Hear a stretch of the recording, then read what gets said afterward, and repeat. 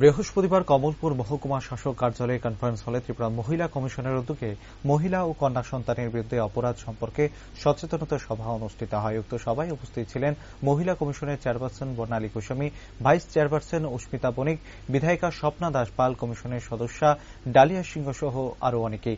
এই কর্মসূচি প্রসঙ্গে রাজ্য মহিলা কমিশনের চেয়ারপারসন বর্ণালী গোস্বামী বলেন, ভারতবর্ষ মহিলা প্রধান দেশ ছিল, কিন্তু মধ্যযুগের পর থেকে মহিলারা পর্দার আড়ালে চলে যায়। মহিলা সংক্রান্ত অপরাধ নিয়ে ভাববার সময় এসেছে। নানাভাবে মহিলা সংক্রান্ত অপরাধ সংঘটিত হচ্ছে। অপহরণের বিষয় নিয়ে নানা ঘটনা জড়িয়ে রয়েছে।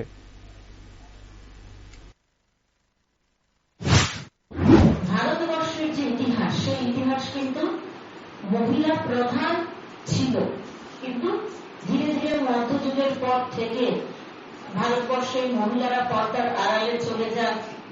এটা দীর্ঘ একটা ইতিহাস, এতে আমি বেশি টানবো না। সরাসরি আজকের সময়ে মহিলা সংক্রান্ত অপরাধ নিয়ে কিন্তু আমাদের ভাববার সময় এসেছে, এবং সেটা নানাভাবে মহিলা সংক্রান্ত অপরাধ সংগঠিত হচ্ছে। এবং আমরা এখানে যারা আছি, আমরা কিন্তু এক একজন স্টেক হোল্ডার।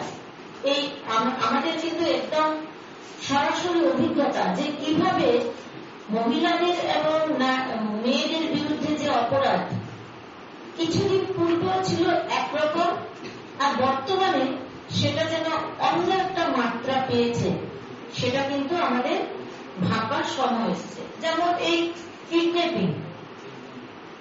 কিডন্যাপিং এমন একটা দিক যে কয়েকটা কারণের মধ্যে কিডন্যাপিং ও একটা কারণ মহিলা সংক্রান্ত অপরাধের ক্ষেত্রে। এবং এই কিডন্যাপিং আমরা আগে দেখতাম যে শুধুমাত্র মেয়েরা যখন পালিয়ে বিয়ে করতেন তখনই মা বাবারা কিডন্যাপিং এর কেস দিত। খুব একটা সরাসরি কিডন্যাপিং হয়েছে এমন সংখ্যা কম ছিল, কিন্তু একদম যে হচ্ছে না এমন নয়। তবে সরাসরি কিডন্যাপিং আমাদের রাজ্যে কিছুটা কম। ডোমেস্টিক ভায়োলেন্স আমাদের রাজ্যে সবচেয়ে বড়